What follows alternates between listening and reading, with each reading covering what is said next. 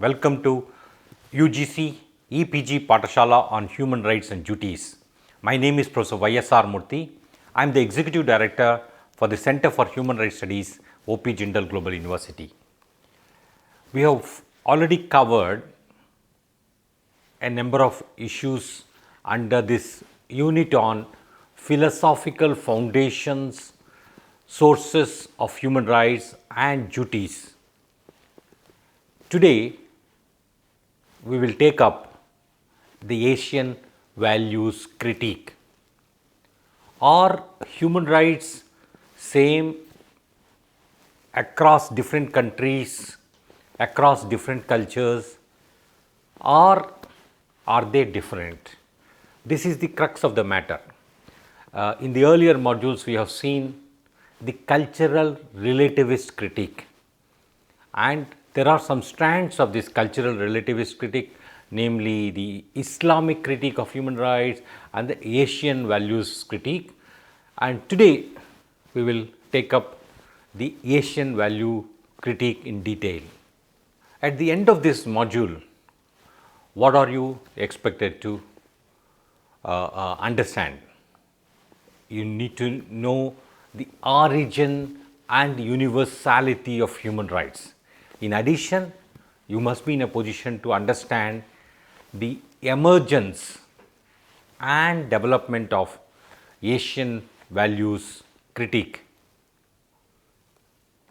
In addition, you must be in a position to understand the Asian values critique or the Asian values challenge to the universality of human rights.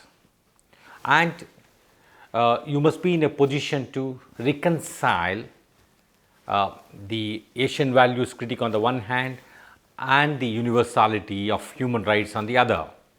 These, in short, are the learning objectives for this module. After the end of World War II, you know that the United Nations Charter was adopted in the year 1945. And it was followed by the adoption of the Universal Declaration of Human Rights in the year 1948 by the UN General Assembly and many other important conventions relating to human rights. However, during the Cold War era, the progress of human rights was affected by different positions taken by powerful countries.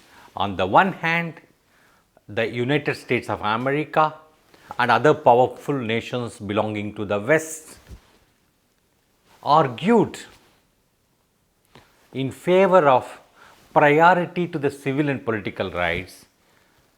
On the other hand, the former Soviet Union and countries allied to the former Soviet Union argued in favor of economic, social and cultural rights. There are some countries which held that human rights are not universal but are relative to culture. The Asian values critique is one strand of cultural relativism argument against the universality of human rights, which we will study in this module. A range of human rights standards, binding conventions, non-binding standards have been adopted by the UN. In the UN Charter, the preamble proclaims human rights. Article 1 of the UN Charter, which deals with the aims of the United Nations, also lists protection of human rights as an important objective. All countries have the world have signed the United Nations Charter. The Universal Declaration of Human Rights 1948 has also attained such a high status that it is binding on all countries of the world. Today, there is no country in the world which has not signed even at least a single core human rights treaty. And if you look at the Convention on the Rights of the Child or Convention on the Elimination of All Forms of Discrimination Against Women, that is CEDAW, you will notice that they have been signed by virtually almost all countries of the world, barring a few exceptions. And when you examine some core treaties like the International Covenant on Civil and Political Rights or the International Covenant on Economic, Social, Cultural Rights, which are part of the International Bill of Rights, you will notice that more than 2/3 of the world countries have signed or ratified these treaties. So, this is the significance of the universality of rights which are mentioned or enshrined in these conventions. Now, let us look at who are the main proponents of Asian values. Like for instance, Singapore. In 1990s, the then Prime Minister of Singapore, Lee Kuan Yew, launched this concept of Asian values to justify Singapore's paternalistic and illiberal system of government. He was a strong supporter of illiberal democracy and called for a strong state, for the necessity of taking strong measures to achieve economic growth at any cost, and routinely supported his case with references to the many failed democracies in post-war Asia, Africa and republics of the former Soviet Union. He also advocated for Confucian values by showing the importance of Confucian ethics of education, thrift and a disciplined work ethics as essential ingredients, as essential postulates for economic growth. He was of the view that political rights correlate negatively with economic growth. More political rights, less will be the economic growth, is the point made by him.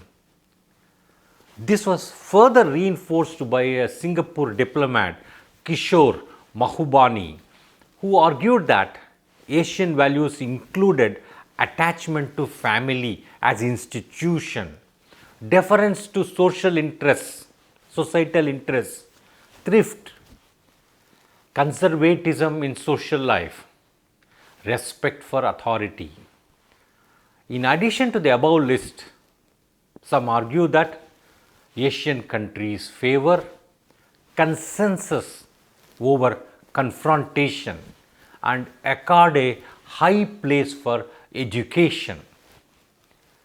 Referring to the prevention of genocide and torture, Singapore argued that there are very few rights in the list of universal human rights and observed that many of the remaining internationally recognized human rights reflected some sort of Western imperialism.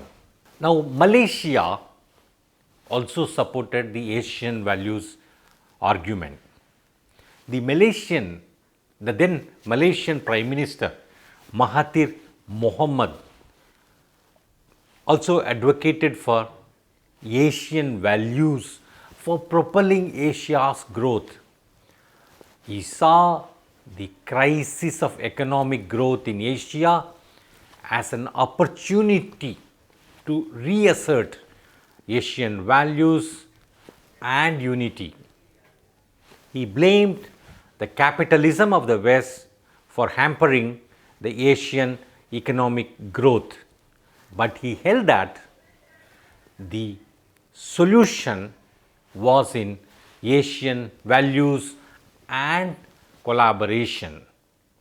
In 1996, he observed that, and I quote, Asian values or universal values, European values or European values. It was a very a strong statement indeed, and it captures the then sentiment. Now let us turn our attention to South Korea. And what is South Korea's position like? The Korean culture, rooted in Chinese Confucian tradition and considered as a part of East Asian culture, the experience of family centered Confucian tradition led Korea to accord a higher place to family values.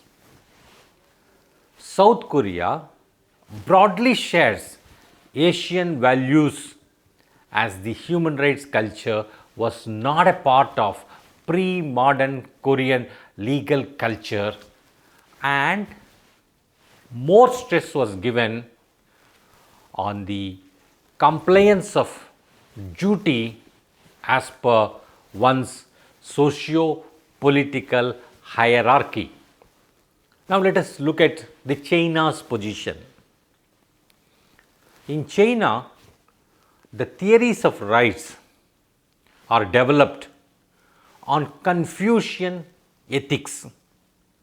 In China, scholars have been focusing upon the fulfillment of substantive rights to food, clothing, and accommodation and alike, and they opposed the individual rights in favor of community rights. China believed in economic prosperity and paid little attention to protect fundamental freedoms. And the same has been asserted by the 1995 Chinese White Paper, declaring the conception and state policy on human rights, that it is necessary for Asian people to forego or at least tolerate the temporary suspension of civil and political rights in order to ensure economic and social development. It was also said that political and civil rights are not primary concerns of those who are destitute. As the Chinese White Paper on Human Rights put it, I quote, "To eat their fill and dress warmly were the fundamental demands of the Chinese people, who had long suffered cold and hunger," unquote. The circumstances that led to the emergence and institutionalization of human rights in Western Europe and North America do not exist in Asia. The Chinese White Paper observed, I quote again, "Owing to tremendous differences in historical background, social custom, cultural tradition, and economic development, countries differ in their understanding and practice of human rights," unquote. The China also maintained that one-party system is necessary to maintain order, prosperity, and stability. Please contrast this with the multi-party democracy propounded by the West. What are the main arguments in the Asian values critique? The conception of Asian values question the universality of human rights. It advocates the negation of individual freedom for the sake of community welfare. In this system, the government itself create the visible intervention for the greater good of the society, and the individuality of human being, their rights and liberty is made subject to the governmental mandate of social and economic prosperity of the nation. The advocates of Asian values consider huge cultural differences between East and West and reject the consideration of human rights compliance in order to pursue political and economic motives, even at the cost of human rights violations. Order and prosperity, they say, are incompatible with a high degree of personal freedom. Asian values argument is a strand of cultural relativism. Many cultural relativist critics say that human rights is a Western construct in which individual is prioritized too much over the family or community or society. In addition, rights are prioritized over duties. They argue that human rights is a manifestation of a new imperialism that links into globalization. Very often, the cultural relativist argument is employed vociferously, loudly by the ruling elites who seek to protect and preserve their own power and privileges. The debate on Asian values has been used by ruling regimes, governments, to cover up their human rights violations and abuses. The proponents of Asian values argue that development requires significant economic growth and social stability. Such growth and stability often require limiting, curtailing civil and political rights. Therefore, development often requires the limitation of civil liberties, they argue. Basically, the conception of Asian values was mainly developed in response to the rejection of universality of human rights by the several East Asian countries. Further, Asian values were used to justify the government's restrictions upon the press and the media in China, Malaysia and Singapore. The main argument advanced for such restriction was to protect the ignorant children from the harmful material, to maintain peace, internal peace and stability and the like. The prevalent justification for prioritizing social and economic rights in Asia, particularly in Singapore and China, is the soft authoritarian view of governance. The argument has many aspects in common with the view that the prevalence of civil and political rights is a Eurocentric invention and incompatible with non-Western values. These countries did not want to surrender themselves to the ideological domination of the West.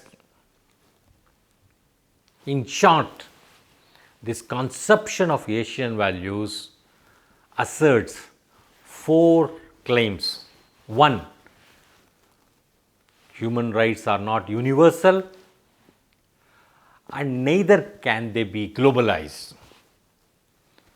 They emerge differently according to the context of particular social, economic, cultural and political conditions.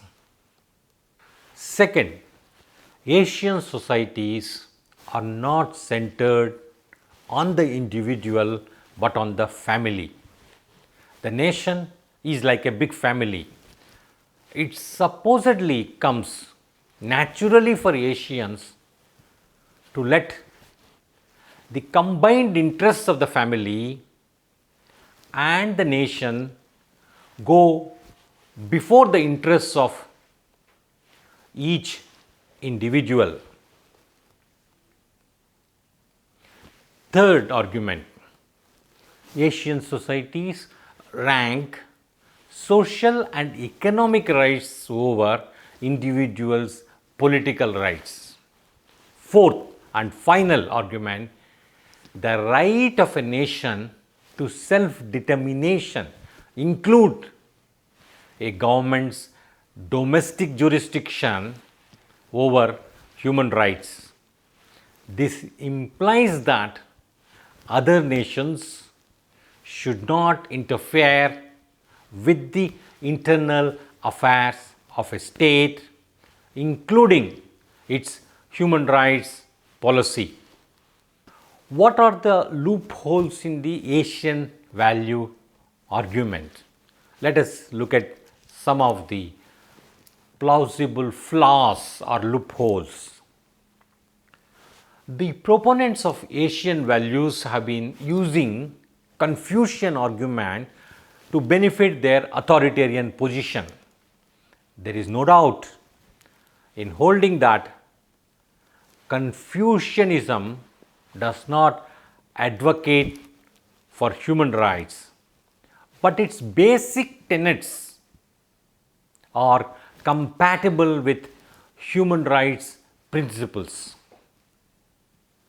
Further, several Confucian ethics like frugality, dedication to work, and competitiveness and alike are universal in nature and can be found in Western societies as well, and hence cannot be limited only to Asian values.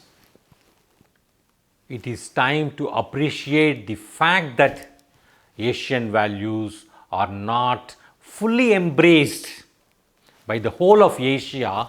Instead, they are severely criticized by Dalai Lama, Lee Teng-hui, Aung San Suu Kyi, and Abdur Rahman Wahid, and many other prominent figures. Even former Malaysia's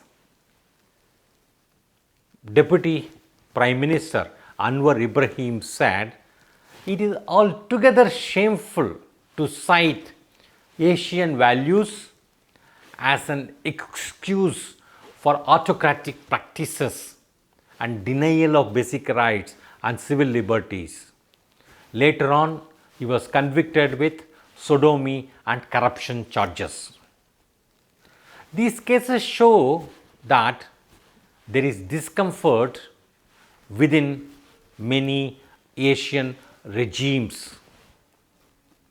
Though they called it Asian values, one finds in practice that it is essentially East Asian critique, as many parts of West Asia or the Indian subcontinent did not fully subscribe to this understanding. essentially, its appeal was limited to a few soft authoritarian states like China, Singapore, Malaysia, and South Korea. When this argument was initially made, some of these countries have subsequently changed their positions on human rights. It was argued that the Asian culture has generated a much less rigorous sense of individuality than in the West, and that Asians are therefore more willing to subordinate individual wishes to the desires of the wider community. Indeed, the emphasis on rights and individualism is pointed to as destructive of social harmony, as evidenced by the rise of violent crime, family breakdown, and homelessness in Western societies such as the United States of America. It was said that Asians did not notice, or if they do not mind restrictions on individual liberty, despite what Western critics might say. This is a view of human rights as culturally specific. Is it possible to justify the curtailment of civil and political rights in order to accelerate economic development? Is a very important question. The relationship between civil political rights and socio-economic rights is at the heart of East Asian critique. Rights are suppressed to facilitate economic growth, but this argument also has roots in newly independent countries. Example, Africa, there is a full belly thesis. The full belly thesis is that a man's belly must be full before he can indulge in the luxury of worrying about his or her political freedoms. Singapore and China have argued that even after basic subsistence can be assured,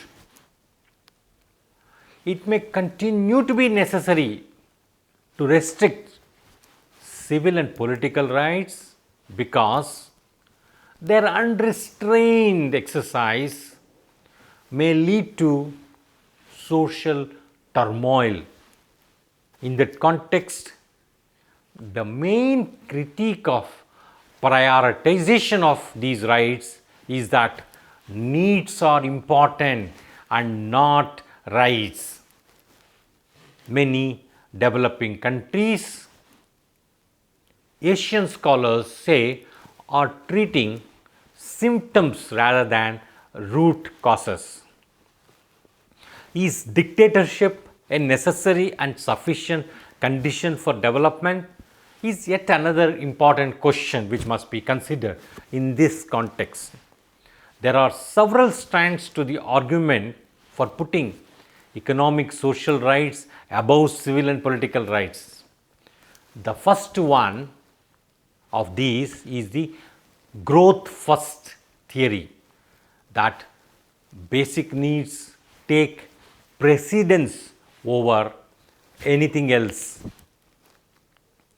Some Asian nations are the most vociferous proponents of this theory. The arguments made take the following lines. One man one vote is meaningless unless accompanied by one man, one bread. An interesting quote. Economic growth is a prerequisite to political liberties. In order to satisfy basic needs, the state must be able to rule with a unchallenged power, with a heavy hand. Elimination of poverty and starvation are paramount. If people are hungry, if they are not too concerned with political rights. Some political rights are costly and limited resources should go to provide basic needs. Material needs to guarantee subsistence. Political rights are luxury. Why bother about the finesse of democracy faced with the overpowering grossness of material need?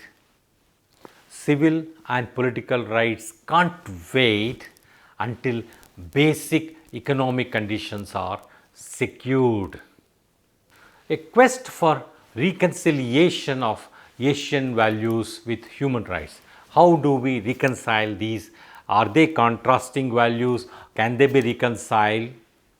It began with the Vienna Declaration of 1993 at the end of the World Conference on Human Rights. It declared for the rejection of any state or regional issues regarding the non-acceptance of universality of human rights. And if you look at the declaration, part 1, section 5 says, and I quote, all human rights are universal, indivisible, interdependent and interrelated. It's a very profound statement. The international community must treat human rights globally in a fair and equal manner, on the same footing and with the same emphasis. The Vienna Declaration further said, while the significance of national and regional particularities and various historical, cultural and religious backgrounds must be borne in mind, it is the duty of states, regardless of their political, economic and cultural systems, to promote and protect all human rights and fundamental freedoms. It was a great consensus. To conclude, in this module, we understood the origin and universality of human rights. We analyzed the main arguments advanced by the proponents of Asian values critique. The thrust of these arguments revolve around the debate between universalism versus relativism and individualism versus communitarianism, and provide the perspective of economic growth and Asian values. But in spite of having many differences between them, the reconciliation is desired and attainable, and a hope in this regard is shown in the consensus achieved in the Vienna Declaration at the end of the 1993 World Conference on Human Rights. Thank you.